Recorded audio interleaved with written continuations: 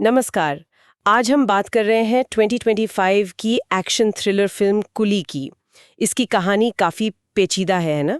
हाँ बिल्कुल, और हमारे पास इसका एक विस्तृत सारांश है, तो हम इसकी गहराइयों में जा सकते हैं। जी, हमारा मकसद सिर्फ कहानी बताना नहीं है, बल्कि इसके किरदारों को, उनके मोटिवेशंस को और जो चौंकाने वाले मोड़ हैं उन्हें समझना है। सही कहा, क्योंकि ये सिर्फ एक एक्शन या स्मगलिंग फिल्म नहीं है।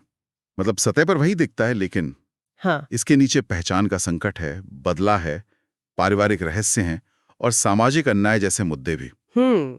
कहानी शुरू होती है विशाखापट्टनम बंदरगाह के तनाव भरे माहौल से। हाँ, वहीं से साइमन जेवियर, एक स्मगलर। जी, और उसका साथी है दयालन उर्फ दयाल। घड़ियों, सोने, मतलब हर तरह की तस्करी। और दिलचस्प बात यह है कि साइमन का बेटा अर्जुन, वो बिल्कुल अलग है। हाँ, वो कस्टम विभाग में है, पिता के धंधे से एकदम दूर। ये एक अच्छा कॉन्ट्रास्ट है शुरू में ही।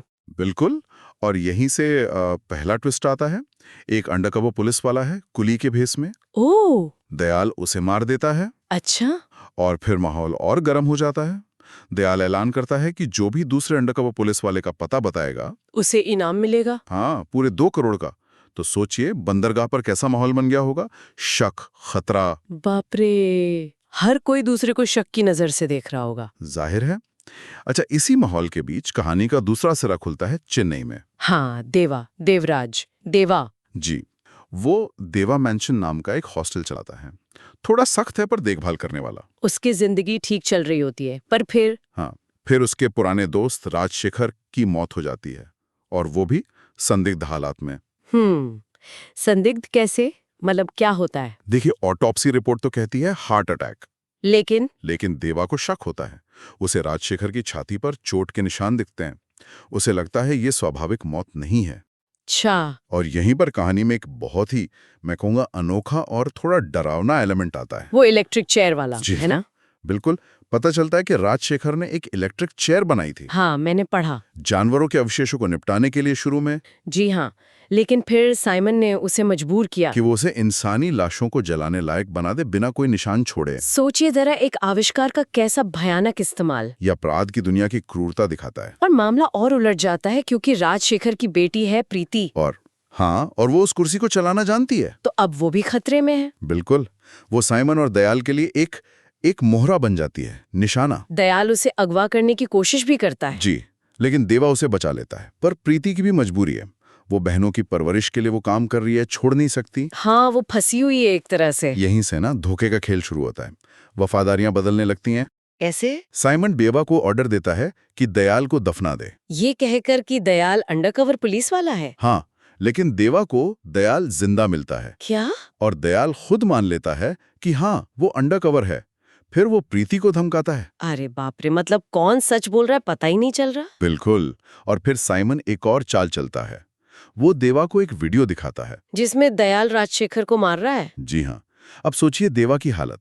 उसे समझ नहीं आ रहा कि किस पर यकीन करे, साइमन पर, दयाल पर। ये तो बहुत कंफ्यूजिंग सिचुएशन है। अपराध की दुनिया में सच कितना अस्थिर होता है। सही कहा।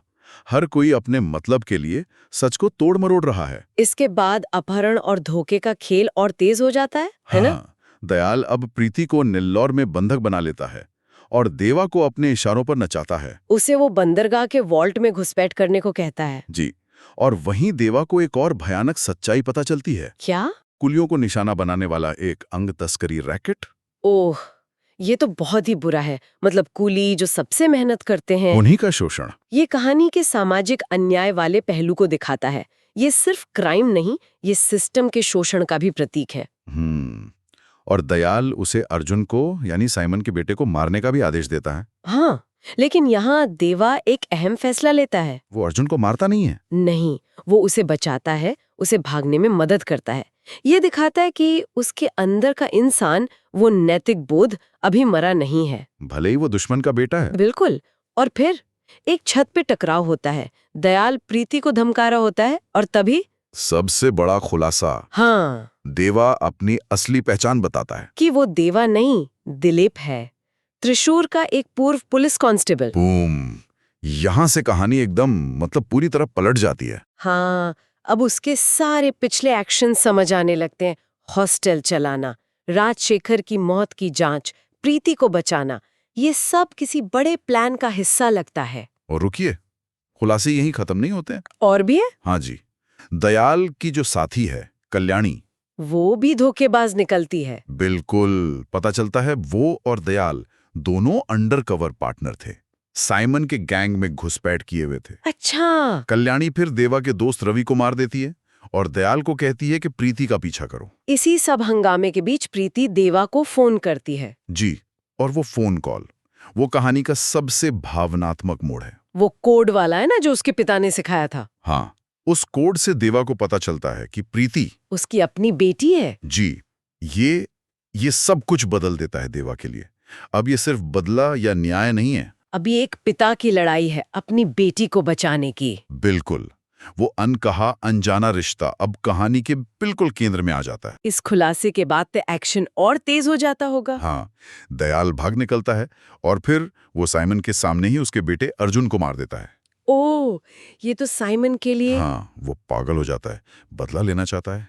वो प्रीति और उसकी बहनों को मारने के लिए गुंडे भेजता है देवा के घर। जी, लेकिन देवा अब अकेला नहीं है। उसका साथी कलीशा है। और 18 कुली, उसके वफादार साथी, वो सब मिलकर हमलावरों का सफाया कर देते हैं। ये सीन सिर्फ एक्शन नहीं है, ये लीडरशिप दिखाता है, वफादारी दिखाता है। हाँ, उस समुदाय की ताकत जिसे वो बचाने की कोशिश कर रहा है। फिर क्लाइमैक्स आता है एक जहाज पर। जी, जहां साइमन ने प्रीति को बंधक बना रखा है और यहीं फ्लैशबैक के जरिए हमें देवा यानी दिलीप का अतीत पता चलता है, जो कहानी के सारे धागे जोड़ देता है। बिल्कुल, फ्लैशबैक हमें ले जाता है मांडवा, एक उत्तर भारतीय शहर। वहां दिलीप कुलियों का नेता था। हाँ, और वहां साइमन के पिता जेवियर और उसका साथी कक्कर, वो कुलियों का बहुत शोषण करते थे। और जब उन्होंने अपनी तस्करी छुपाने के लिए 100 कुलियों को मारने की योजना बनाई तो दिलीप ने विद्रोह कर दिया। जी, भयानक संघर्ष हुआ, जेवियर मारा गया। लेकिन 70 कुलियों की जान भी चली गई। हाँ, और ये सब किसने देखा? एक छोटे बच्चे ने। साइमन ने।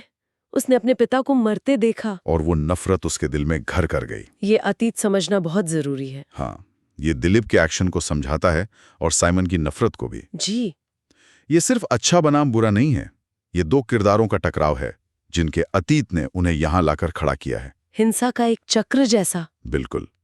तो जहाज पर अंतिम लड़ाई होती है देवा और साइमन के बीच। और देवा साइमन को मार देता है। कुली जहाज नष्ट कर देते हैं, प्रीति बच जाती है। हाँ, और दयाल को भी सजा मिलती है, उसे जिंदा दफना दिया जाता है। कहानी यहां खत्म हो सकती थी, लेकिन नहीं। एक और मोड़ है, एक नया खतरा, दाहा। कौन है दाहा? एक ग्लोबल सिंडिकेट का नेता। वो देवा, प्रीति, बहनों और कलीशा को अगवा कर लेता है। और पता चलता है कि वो कक्कर का बेटा है, जेवियर के पुराने साथी का। जी हाँ, अतीत का एक और भूत। और इस बार खतरा ज्यादा बड़ा है, ज्यादा संगठित, एक इंटरनेशनल नेटवर्क। और दाहा देवा को एक ऑफर देता है, चौंकाने वाला ऑफर, कि वो उसके सिंडिकेट में शामिल हो जाए, उसका दाहिना हाथ बनकर। और देवा मान जाता है। हाँ, लेकिन एक शर्त पर, कि उसके सभी कुलियों को सुरक्षित छोड़ दिया जाएगा। ये फैसला कहानी को एक बहुत ही दिलचस्प मोड़ पर छोड़ देता है। बिल्कुल। क्या ये सिर्फ मजबूरी है अपने लोगों को बचाने के लिए, या देवा के दिमाग में कुछ और चल रहा है, कोई लंबी चाल? हाँ, क्या वो अंदर से सिंडिकेट को खत्म करना चाहता है? ये सवाल रह जाता है। फिल्म का अंत भी बहुत भावुक है। प्रीति और बहनें विदेश जा रही हैं और वो देवा को अंकल कहकर विदा लेती हैं। उन्हें पता ही नहीं कि वही उनके असली पिता हैं। ये एक कसक छोड़ जाता है। तो अगर हम पूरी कहानी को समेटें तो ये सिर्फ एक्शन थ्रिलर नहीं है। नहीं, बिल्कुल नहीं। ये पहचान की बात करती है।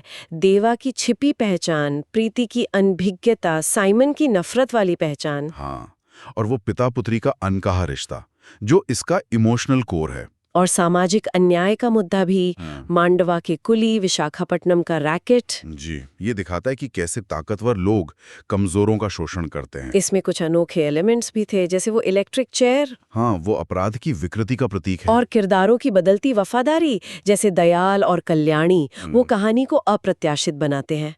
और मांडवा का फ्लैशबैक वो कहानी को एक गहराई देता है। ये सब मिलकर इसे एक आम मसाला फिल्म से अलग बनाते हैं। ये सोचने पर मजबूर करती है। बदला, न्याय, अपने लोगों के लिए लड़ने की हद, उन सब पर। और आखिर में श्रोताओं के लिए एक सवाल छोड़ जाते हैं जो देवा के आखिरी फैसले से जुड़ा है। दाहा के सिंडिकेट में शामिल होना। हाँ, अगर ये सिर्फ कुलियों को बचाने के लिए है, तो क्या वो खुद अपराध की दुनिया में रहकर बदल जाएगा या उसका असली मकसद कुछ और है? अपराध की दुनिया में उसकी वापसी उसके नैतिक कंपास को कहाँ ले जाएगी? ये सवाल वाकई बहुत सी संभावनाओं के दरवाजे खोलता है। बिल्कुल। तो कुली की कहानी की इस गहरी पड़ताल में हमारे साथ शामिल होने के लिए धन्यवाद। उम्मीद है ये विश्लेषण आपको पसंद आया होगा।